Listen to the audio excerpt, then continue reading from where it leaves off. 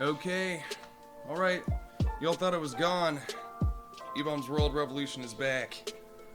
And, I'm back with a long set of videos, or one video. I'll just decide on my own. So, I don't know if y'all are caught up on, like, communist, talk or whatever. People love to talk about this one. It's a really, really hot topic. A lot of people kind of don't know why, because it has so much to do with, like, Joseph Stalin and stuff, what does he have to do with today? Well, he was, a communist leader, and communists, want communism.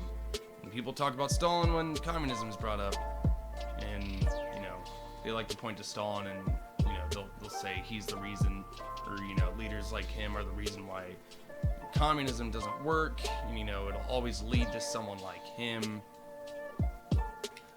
I'm here with a shit ton of information to tell you. Communism doesn't have to lead to that if it's implemented here, or if communist policy is put through, or a revolution happens. I just am not convinced that it will result in some kind of totalitarian regime or some leader that consolidates power or kills millions of people. The kills millions of people part I'm going to talk about today. It has to do with communism's inherent, characteristics, or inherent bad things that communism puts forth.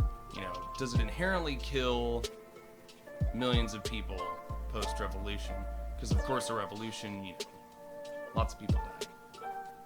But yeah, so for those who are not caught up on the Holodomor, or the famine of 1932 and 33, which is what it really should be referred to, it's an alleged genocide committed by the USSR against Ukrainians and or kulaks, performed via artificial famine. And though there is a mainstream consensus on how this was carried out and what was intended, there's a contradictory point of view from the historical community. By historical community, I don't mean just a few historians. I mean most historians who focus on this, including plenty of anti and non-communists. Either way, the famine undoubtedly ended in millions of deaths, so it's a very sensitive topic. The stats on how many millions died are disputed. They vary greatly, but in the end, the numbers only matter if you're getting official numbers for a history book. So we're not going to talk about that at all. What we're looking for is the truth of what actually happened and the responsibility communism bears for these results. Here's the issue with the whole idea of the Holodomor. There has been one sensical theory that points to this event being purposely manipulated by the Soviet Union, and it comes with loads of context. That Stalin purposely traded grain which could have been used to feed people. There are troves of sources on the famine which are used to point towards the famine being engineered to kill people. These sources are almost all citizens' accounts, though, which can only prove a famine happened, and, it can only prove that a famine happened, and nobody worth talking to is denying a famine happened. What is worth studying is the context of the times, the journalists who reported on the famine, and the historians who have dedicated their careers to studying Soviet history. So, a brief background on relations between Stalin and the kulaks, since there's really no evidence Stalin hated Ukrainians. I'm just gonna point that out. He never really had any kind of explicit prejudice against Ukrainians. There's no action that he took that even really points towards that. So I'm going to be talking mostly about the kulaks. I will talk about the Ukrainian situation, but here's some background on the situation between Stalin and the kulaks. Here's the the whole Stalin and kulak relations leading up to like 1928, when the collectivization started. Nearly 2 years after an unprecedented grain harvest in 1926, and then a really good procurement in early 1927, there was a 30% drop in procurement in 1928, and that's according to Robert Service, his biography of Stalin. This was despite another harvest season of favorable weather. There was difference in perspectives between Bukharin and Stalin. Stalin believed there was sabotage, and Bukharin believed it was just a poor harvest. Stalin was not wrong to have this notion, considering the peasant uprisings during the NEP in Georgia, which resulted in concessions in the form of the NEP's expansion in 1925. The kulaks also decreased production in 1927 despite a great harvest. Contrary to Bukharin's belief of a poor harvest, there was a purposeful decrease. Speculation was a cause, just not the only one. Speculation was going on, according to Julie Hessler's book called A Social History of Soviet Trade, Trade Policy, Retail Practices, and Consumption from 1917 to 1953. The NEP was showing to be a systemic failure, and as it practically allowed this destructive market activity. It was even very difficult to stop said speculation from happening because of the vast corruption of the then secret police, the OGPU, who vacillated between cooperating with the Bazar traders and arresting them. So they really had a lot of conflicting actions. Not hard to believe either, since according to Stephen Kotkin, there was also suspected corruption in the leadership of the Red Army, few of which, according to Stephen Kotkin, were proletarians. Multiple sources, including a Gill Group author and Sheila Fitzpatrick, claim decreases or hoarding were partly due to a war scare.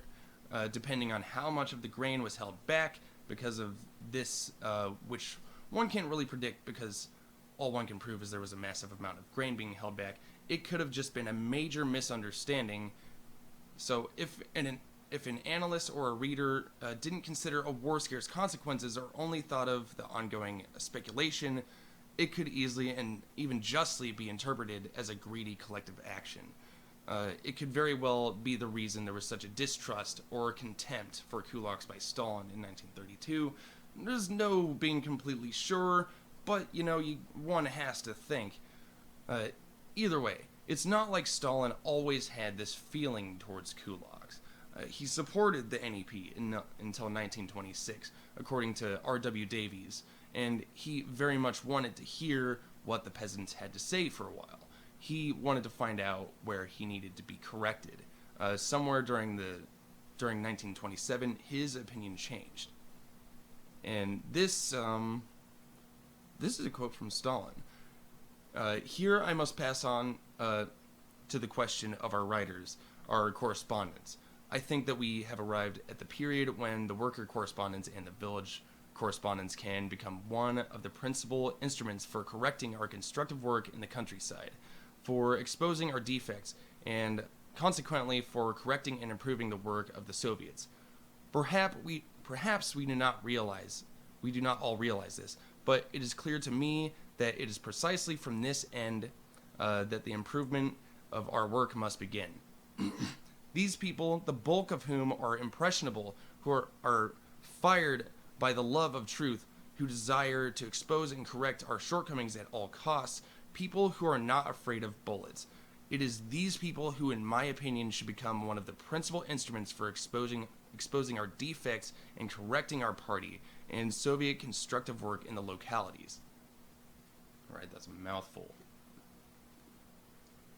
So, he was at one point trying to get the kulaks into a revolutionary side.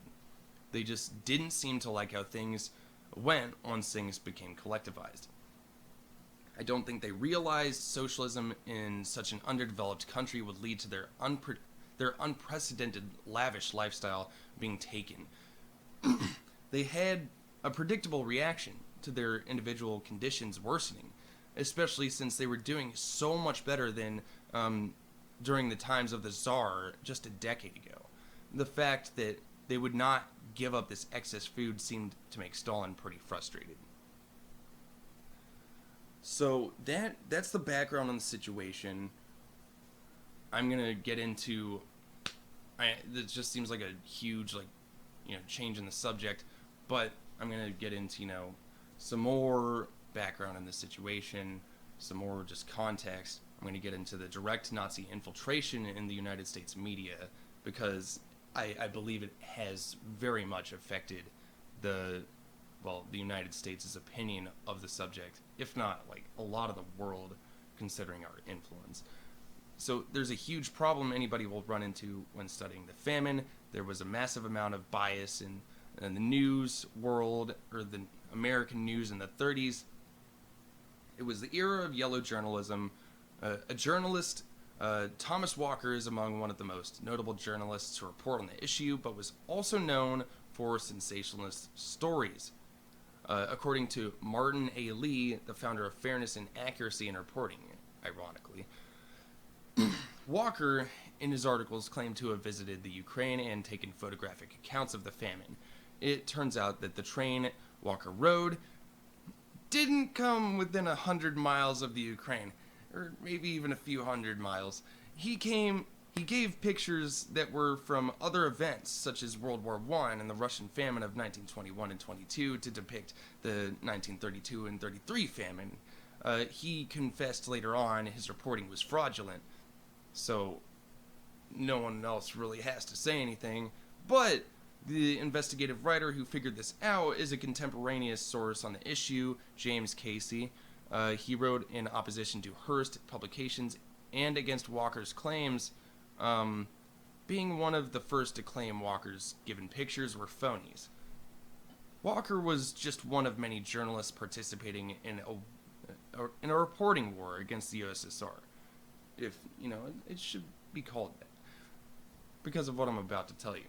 William Randolph Hearst, a media giant of the generation, was pretty much running the show for this, reporting war. He was known for his yellow journalism and his move to the right-wing side of politics in the 1930s after Roosevelt's election. He controlled close to a fifth of the American press, making his media conglomerate the largest in the country at the time. He hired Benito Mussolini many times and paid him 10 times what he would make as the Italian head of state. According to Revolutionary Left Radio, it's not the greatest source, but, who cares? He hired him, so, I can find that anywhere. Hearst was paid nearly 1 million marks by Nazi Germany in return for being an exclusive U.S. American press for the Nazis. Adjusting for inflation, that's 45 million marks, and in 1933, that would be equal to about $250,000. So he made a killing. He had an interview with Hitler in Berlin in 1934, where one of Hitler's counterparts reported seeing Hearst view Hitler in a, quote, in a more positive light. This visit was before the Thomas Walker report on the Holodomor in 1935. Another journalist who is famous for writing about the Holodomor condemned the Soviet 5-year plan and collectivization as the causes. Gareth Jones went to the Ukraine. Though there was a travel restriction at the time, he claimed to have gone there. While there, he reported seeing people shout, "There is no bread, we are dying. Tell England that we are swelling in hunger." And considering there's thousands of people who've been quoted over the decades telling the same story, there's hardly any doubt these quotes he reported were true. The only problem with him as a reporter is that he was a staunch anti-communist and claimed with little foundation that the Soviet-Ukrainian famine was intentional. On top of that, it's not a problem that he's an anti-communist, but, You'll see. On top of that, this man hung out with Hitler and Joseph Goebbels shortly after Hitler became Chancellor of Germany, so there's good reason to believe his claims of the famine being man-made are inflated with assumptions. And there was a whole, project by the Nazis to, construct disinformation on this particular famine. Though he was on the ground and witnessed much suffering, he didn't have evidence for the man-made conclusion. Or at least man-made being man-made by, the Soviets. Despite this, he had a great outlet for primary sources, providing many accounts of starvation in his diary. In the words of historian Ray Gamache, I don't know if I'm pronouncing that right, Gamache, a media historian and co-transcriber, quote, as a result of that journey, Jones is now recognized as the journalist most responsible for exposing the Great Famine and the Great Famine that caused the deaths of more than 4.5 million Ukrainians. Like I said, the numbers vary, doesn't matter, but just thought I would say that. Jones took the trip nearly a month after aid began being delivered to the Ukraine and the Kuban. So depending on where he went, it was either starting to get better or it was the worst it had ever been. Either way, he witnessed much suffering. People should trust the quotes he gave, just not his analysis on the famine as a whole. Yet another journalist who has been commended by Ukraine as a writer, though, was Malcolm Muggeridge. Muggeridge was described as a left-wing journalist until his trip to Moscow in 1932. He claimed that the harvest in 1932 had been a fair one. Quote, had been a fair one. But, actually it hadn't been, according to Soviet archives. And I'll get to that later. He gave no data to support his claim of a fair harvest, and also claimed the famine was really caused by forced collectivization, giving no sufficient data to make his case. Lastly, there was Alfred Rosenberg, who was Reich Ministry for the occupied Eastern Territories. He was also hired by Hearst Press to spread Nazi propaganda, as he admitted in his testimony during the Nuremberg trials. The terrible thing about the media corruption, anybody who tries to learn about the Holodomor or the famine of 1932-33 through contemporaneous sources gets their opportunity for learning from the United States practically stripped because so many writers and businessmen were dishonest and biased in their work. Both sides think the other side is lying, and there's not a quick way to see who's more historically accurate. I have plenty of evidence, though, that hurts the genocide thesis, or the affirmative side, by showing the vast amounts of Nazi influence over what was the greatest media conglomerate in the entire world in the 1920s and 30s. Yeah, not just the United States, the entire world.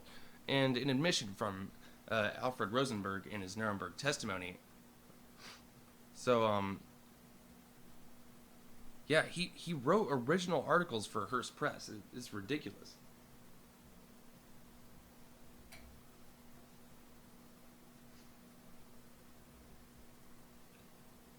So, gonna get onto the famine itself, the causes, what went wrong, who knew what, responsibility, and the intentions of Stalin in my next video. Alright, I'm just gonna do that today though, so I mean, yeah, screw it.